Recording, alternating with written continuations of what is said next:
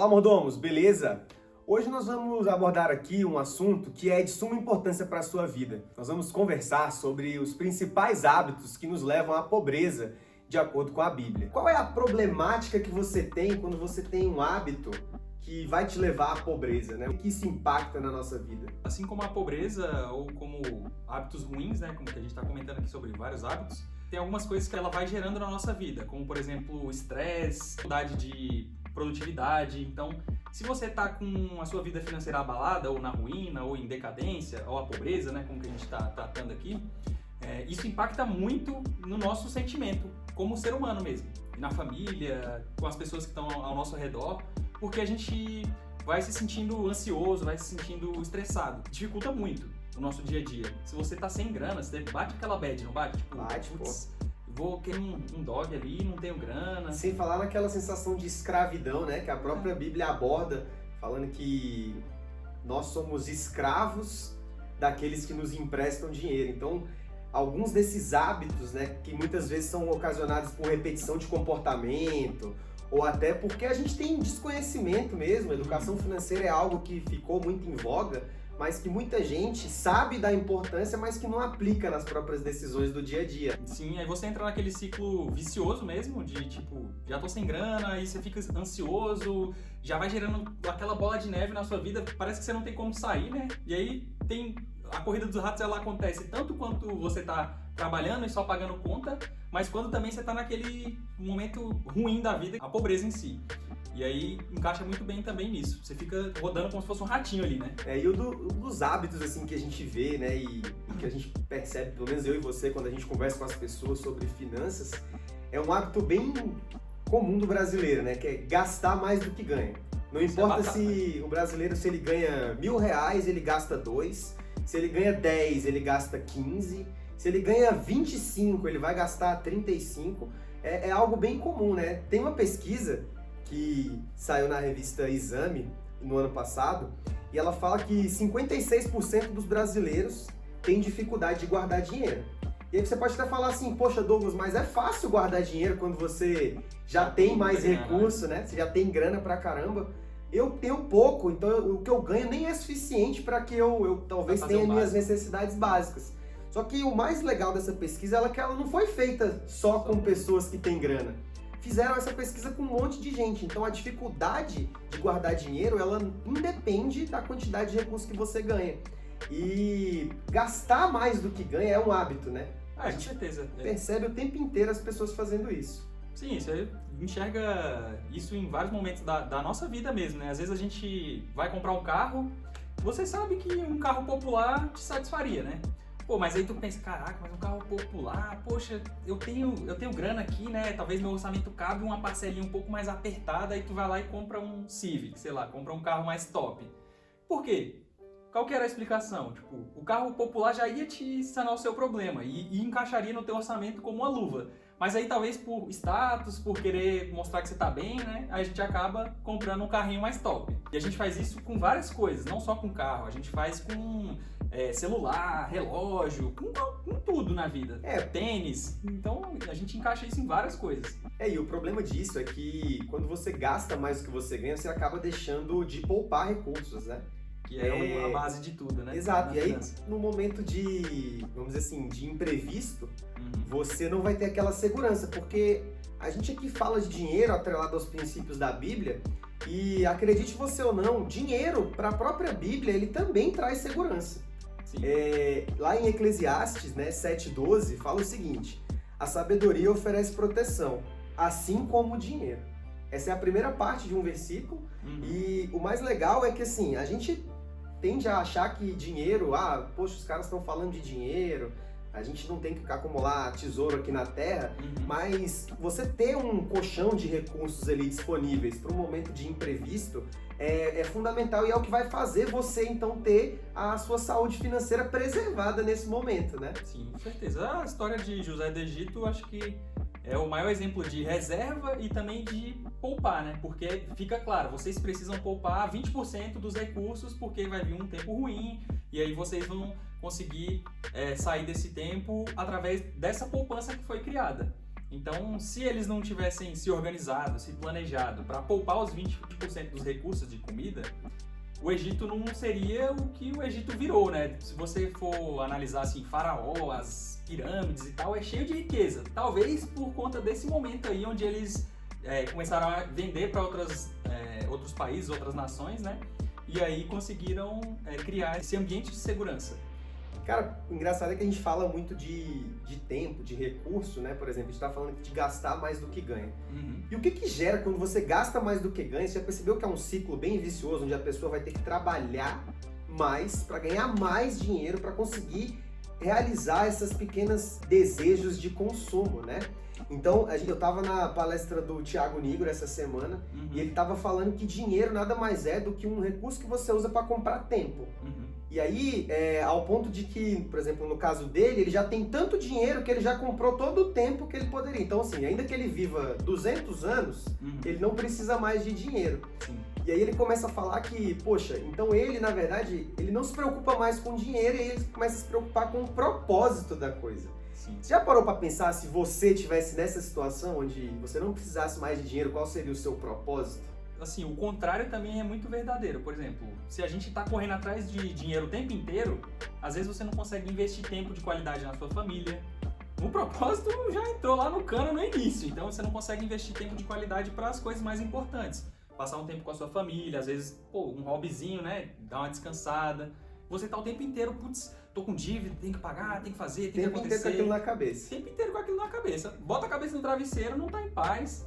E muitas vezes do que a gente faz, essa questão de gastar mais do que ganha, ela também está atrelada à antecipação dos sonhos, né? Que aí a gente entra aqui no próximo hábito em relação a essa questão de pobreza, que é o hábito de pegar dinheiro emprestado. Sim. No Brasil, a gente tem uma cultura de financiamento, assim, gigantesca, né? Ainda mais hoje. Eu pego meu celular, meu smartphone, eu abro a conta no banco digital em 10 minutos, Sim. ela vai ser aprovada, eu vou mandar meus documentos. Automaticamente, quando você abre uma conta, está aprovado lá um crédito lá no seu nome, no valor de X. Ou o cartão de crédito já tá com o limite Um limite legalzinho bacana ali, né? e tal. Então você já sabe que a facilidade de você pegar dinheiro emprestado é muito grande. Sim. E aí é que tem a ironia, né? Que, por exemplo, para antecipar um sonho, você acaba parcelando. E muitas vezes, por descontrole, vai parcelando várias coisas e acaba entrando numa situação aí de estar com a margem do seu salário grandemente comprometida. Assim, é bem complicado, né? A gente é novo e a gente passou por momentos assim, né? A gente precisou pegar dinheiro para construir algumas coisas na vida e a gente sabe que bem planejado funciona. Você vai pagar juros, né? Tipo, eu paguei um palho de juro, por exemplo, acho que foi uns 30 mil de juros para conseguir quitar o meu apartamento.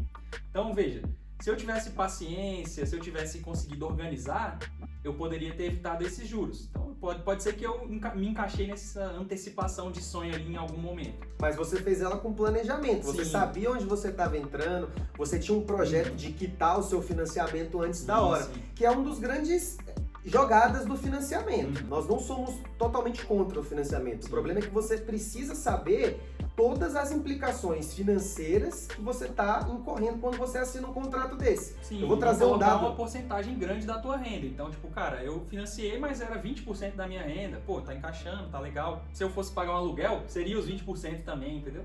Então, essa análise é importante. Eu ia trazer um dado, né, enquanto eu falava, que agora de junho, tá? De junho de 2022, a devolução de imóveis, ela aumenta e preocupa o setor de construção. O que está acontecendo? Os especialistas estão dizendo que nós vamos entrar numa recessão, né? E o que é a recessão? A recessão é quando a economia vai mal, acontece desemprego, e isso não é a nível Brasil, né? Sem tirar todas as crises internas que a gente tem, isso é a nível mundial. Guerra, petróleo... Tudo. E como está tudo muito caro, o que está acontecendo? As pessoas acabam perdendo seus empregos, não conseguem arcar com os financiamentos imobiliários. Então elas estão devolvendo os seus imóveis para aquelas construtoras que fizeram seu financiamento. Sim. Agora, aí que vem o que é absurdo. Quando elas devolvem o imóvel para a construtora, vamos supor que eles tenham pago 100 mil reais já daquele imóvel. A construtora só vai devolver 50. Ou seja, amigão, os outros 50 mil você já deixou lá na mão da construtora. Olha que situação mais delicada que você está se envolvendo. Claro que a gente não tem como prever o que iria acontecer, uma recessão, nós não teríamos como prever a crise do Covid, a guerra na Ucrânia, mas veja que situação delicada que você, ainda que não soubesse prever, você tinha que ter um plano B para isso, né? Porque você vai ter que agora devolver o seu imóvel. Perder dinheiro que você já tinha pago. Exato. Perder, você pagou juros, vai perder dinheiro que você guardou e no final das contas ainda... psíquica, né? Que você fica abalado. Tipo, cara, eu planejei, não deu certo, na realidade deu tudo errado, né? E esse era um dos grandes medos, na realidade é um dos grandes medos quando a gente adquire uma dívida. Eu, por exemplo, tinha muito esse medo. Poxa, eu vou pegar aqui 130 mil com o banco e se eu perder meu emprego, o que eu faço? Então, tipo, eu tava escravo do banco durante o período que eu fiquei pagando meu apartamento. E o sentimento era esse, assim, por mais que tivesse...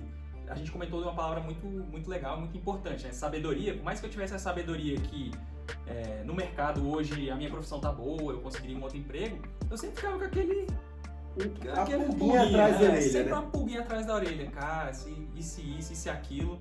E até por isso eu paguei mais rápido, até por eu ser uma pessoa um pouco ansiosa também e tudo mais, né? A gente também passa por isso. Você sabia que a Bíblia, ela fala sobre isso?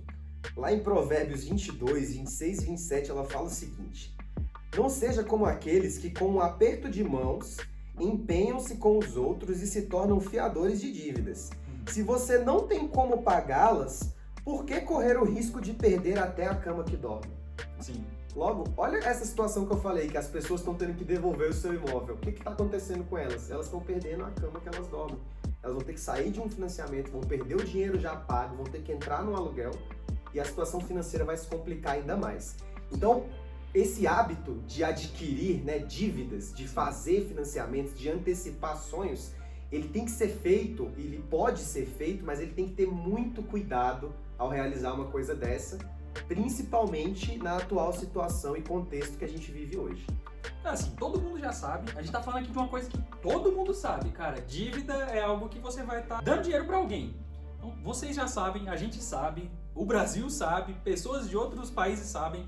A grande questão é, se você precisar entrar em um financiamento, em alguma dívida, planeje, tenha plano B, faça de uma maneira com que você se sinta minimamente seguro ali e faça uma reflexão muito franca com você mesmo. Será que você não está antecipando um sonho que não deveria nesse momento? Será que você não está dando um passo maior que a perna ali?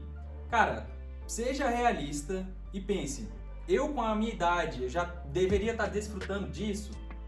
Poxa, eu queria ter uma BMW, eu queria ter uma mansão, mas não faz sentido. Eu poderia até entrar num financiamento dessas coisas, mas ia acabar me levando à ruína. Até porque você sabe que a gente gosta muito de falar aqui da frase do Flávio Augusto.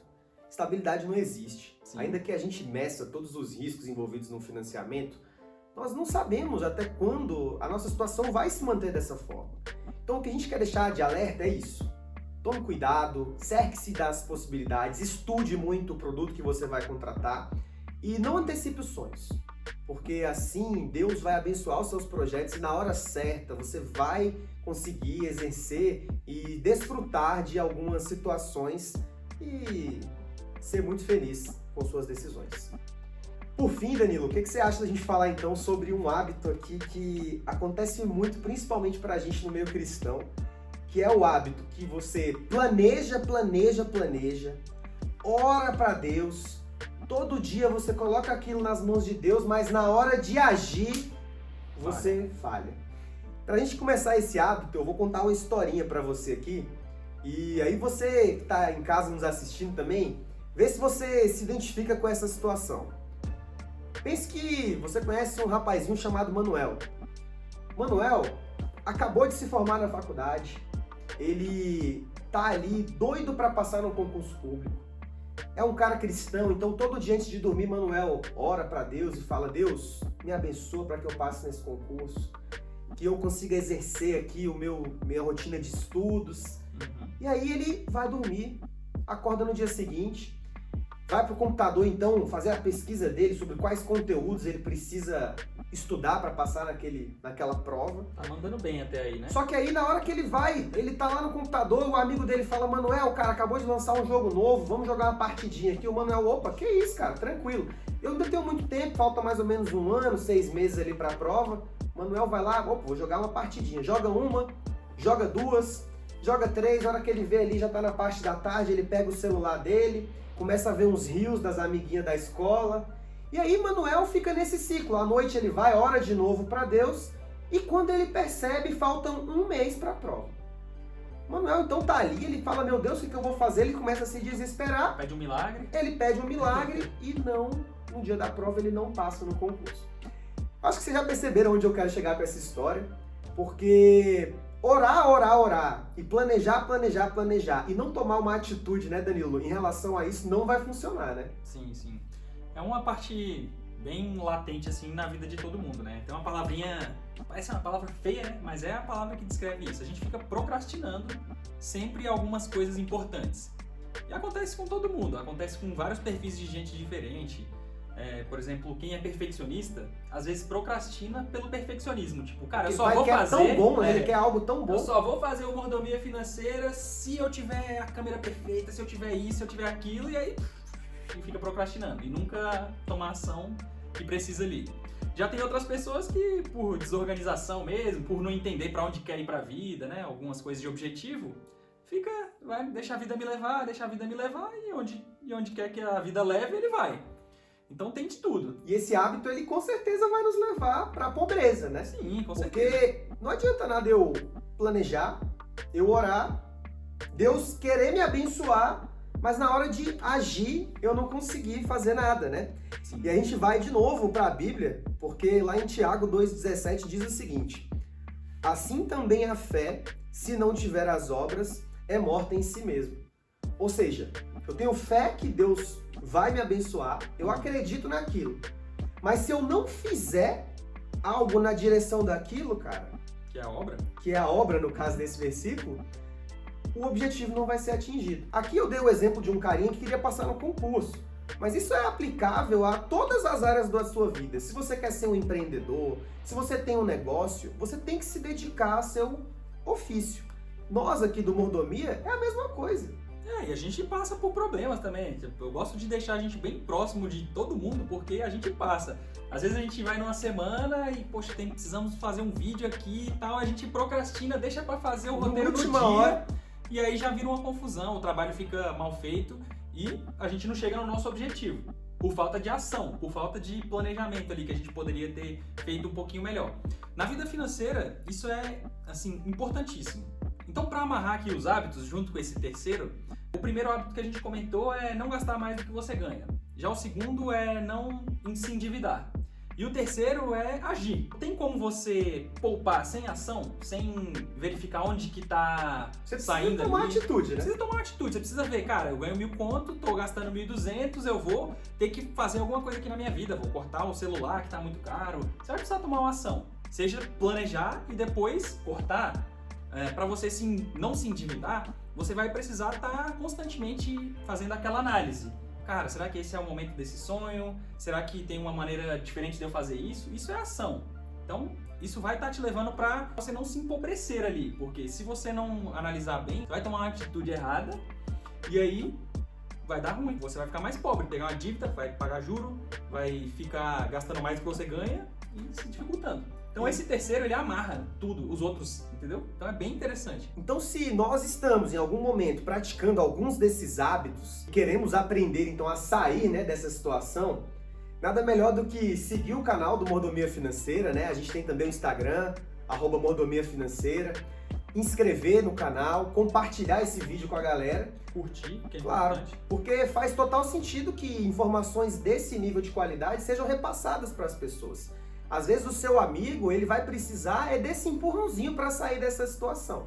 Sim. E se você tem algum outro hábito aí de empobrecimento, que você acha que faz sentido a gente abordar num próximo vídeo, ou até algo que você queira ouvir a gente falando mais, é só deixar no seu comentário, nós vamos ter o maior prazer de respondê-lo e até discorrer mais sobre o assunto. Então, turma, até o próximo vídeo Fiquem e com Deus. tchau, tchau. Tchau, tchau.